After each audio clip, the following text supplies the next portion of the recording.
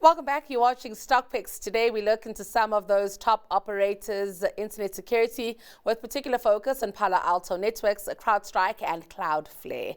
Vestact's Bright Khumalo joins us with that analysis. Bright, a pleasure. Good afternoon. Good afternoon, and it's dope to be in your show, yeah? Let's talk about this theme. You chose it. Is there a reason? Is this a sector that you like? I think with most of our lives and the time we spend these days happens to be all online. So you can choose what you want to call online, from TikTok, other social media platforms, Outlook at work, or being on another ERP, for example. A lot of people spend a lot of time on SAP and Excel. So so we need to basically protect ourselves online by acting in a very responsible manner, have good operational security. I'm sure you've heard the word on Twitter going around called OPSEC. So that's what we're going to be talking about today, with a few examples before we actually get into our stocks. So we have context of where these companies come in and help you as a company or as an individual, to up your security in a sense.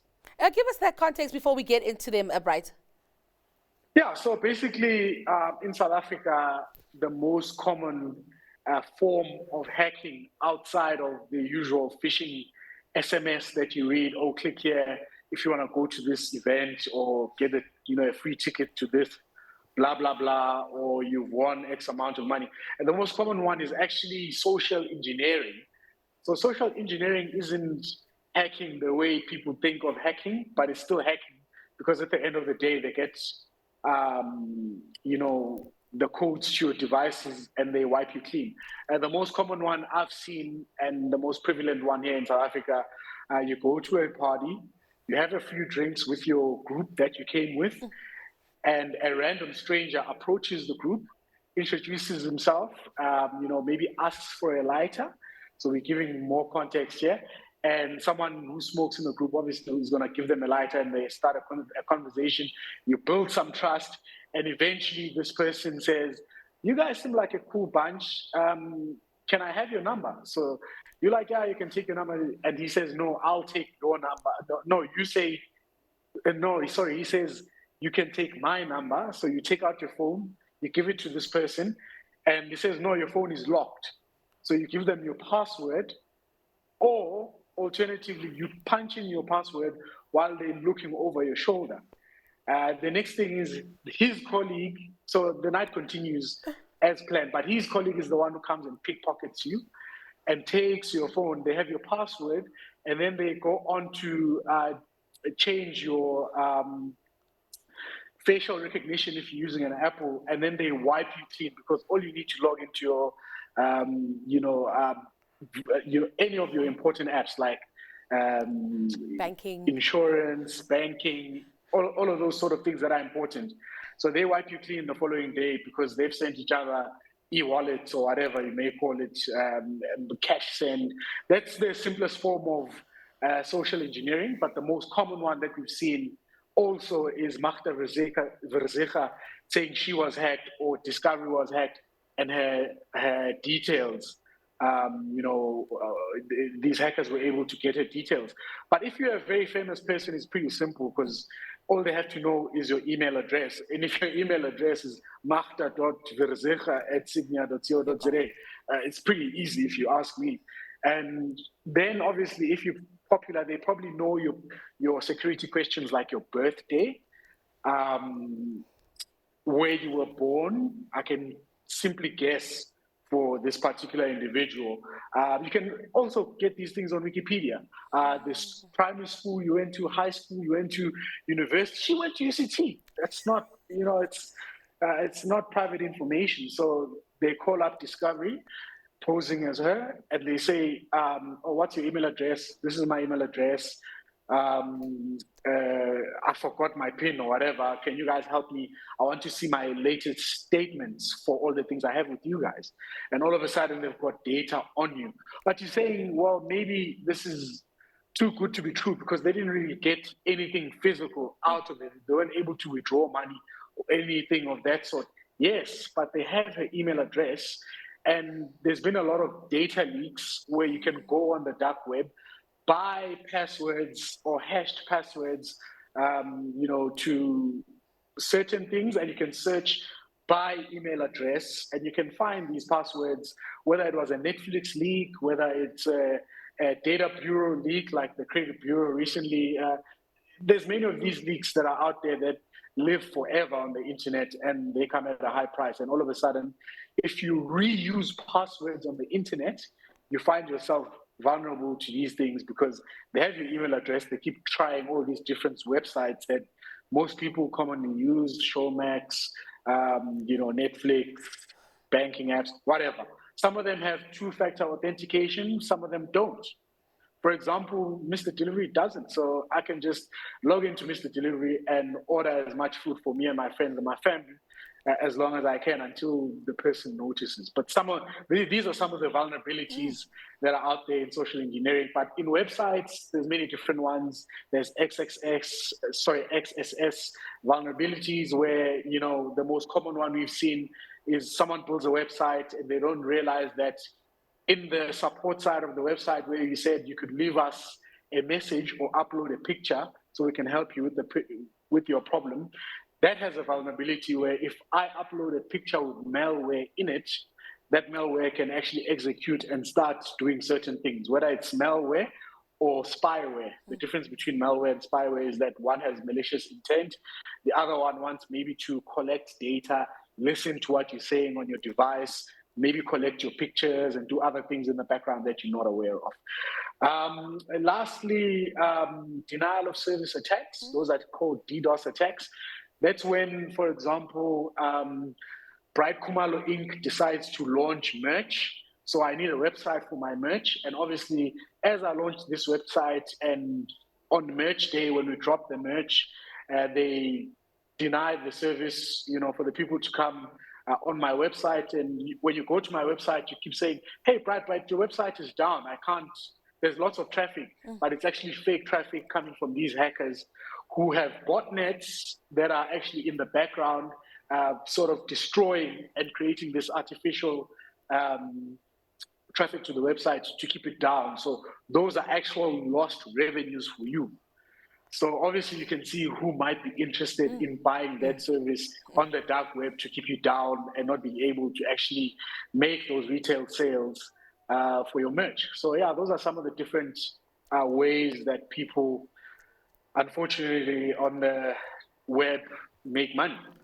And these companies, that's where these companies come in to help you with your security. So let's talk about them. Maybe let's talk about your favorite. If you have a favorite amongst the three, which one would it be, and why is that the case? I wouldn't say it's a favorite, but it's one that I've done a much more of a deep dive and have more insights in. Is Crowdstrike. They specialize in endpoint security protection, threat intelligence, and incident response with all types of devices, from your laptops, machine, your cell phone, etc. Basically, there's something called Keystroke or Falcon where they learn, what to do on these devices, and when the behavior turns to change, especially if you run a certain role on your computer at work.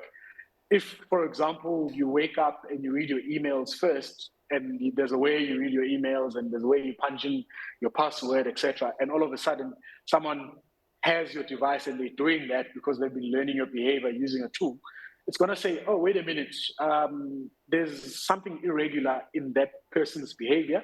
Can you search if it's really them using their device? Wow. So that's mostly what they specialize in when it comes to threat intelligence.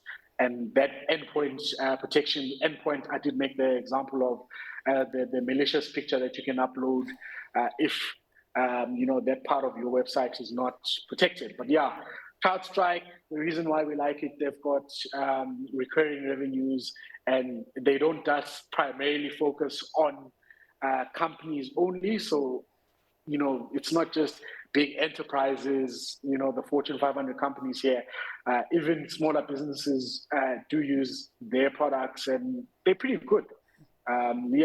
So that's the one I've focused on. And with the rise of Crowdstrike, that's where they also specialize in competing with the likes of Azure, and that's Microsoft's cloud and Amazon Web Services. So that's what they provide in terms of security, cloud security there as well. Also, just think about Crowdstrike, I think out of the three, the best performing one, I think, just looking at their last quarter earnings there, we saw earnings up almost 63%. It really does look like a favorite. Also, the share price doing okay. Is it the most expensive one, Bright, but also maybe the better performing one? So they're all basically expensive because they play in high growth. So obviously with high growth comes high responsibility. If you do miss your expectations or your outlook, even by a small margin, you see the share price get hit a lot. But if you do outperform, you tend to get rewarded for it. So Palo Alto Networks is the one that's been listed the longest, since 2012. They've done exceptionally well if you look at their longer dated graph there. But in terms of the last 5 years, they basically all sort of kind of giving you around 340%, call it an average, returns in US dollars, which is very good in my opinion. Yeah. Next question. Let's talk about Palo Alto, because they're not, like you're saying, they seem to have lost a little bit of steam. In fact, when I was looking at their share price falling a little bit, their earnings not quite meeting expectations, that billing metric not satisfying their investors. What is it about this one, Bright? Yeah, they're big. They're now a $110 billion market cap company, probably larger than 99% of the JSE at this point. So it makes sense. And they're profitable, so they have a PE ratio of 49. And if you look at next year's numbers, they're around 33, thereabouts. So they're sort of the more established player, for a lack of a better word. But in terms of where they operate, it's in the name, Palo Alto Networks. So they primarily started out as a network security specialist, with the bulk of their business coming from, firewalls. So, physical firewalls before the virtual ones that we know of now with cloud. So many businesses still use firewalls. It's not a wrong thing to do, because you can control your own firewall better using your own admins and your own IT staff. Some people prefer it that way. There are benefits to that. So yeah, if you want to integrate those systems, that firewall into your systems, and obviously have a better control of it, you can also get those different systems that talk to your firewall to be secured as well. So they do that as well. And yeah, so that's mostly where they focus on. So think firewalls, think Palo Alto Networks, and the networking side of that business. Yeah. I saw some analysts also saying that Palo Alto had reached a point of spending fatigue. Never heard the term. Not sure what would make a company end up in spending fatigue. Bright, take us through this one. So that usually relates to R&D and obviously acquisition of new clients. So there's different ways of going about getting new clients. You get salespeople to, fly to different places, and obviously that comes at a cost, and do, one-on-ones with these companies to say why our product is better than the alternative. So that's one. And obviously research and development means that knowing what, the latest methods these hackers are using, and obviously bolting that on into your current offering, to your firewalls and integrated security platforms, etc. So when they say they're reaching spending fatigue, it means they've basically hit their J curve on how much they could spend, and see lots of growth coming out of the spend. So it doesn't mean every dollar they spend on marketing or research and development, gets you $3 of revenue. So when they say you're reaching fatigue, you sort of pass that J curve where $1 maybe gives you $1, or maybe it gives you less, diminishing marginal utility. Very interesting indeed. Let's touch on Cloudflare. I want to speak about them as well and how they stand out. Yeah, so if you use Android, so Cloudflare is definitely massive in your life because they concentrate on web infrastructure and security services. So basically the simplest way I could put this is that all Android devices use something called APKs. So these are not really apps in a sense of, when you look at Apple apps, because most of these Android apps are actually web-based apps that then get converted to apps on your mobile devices, your laptops, or your other devices that you use, iPads, etc.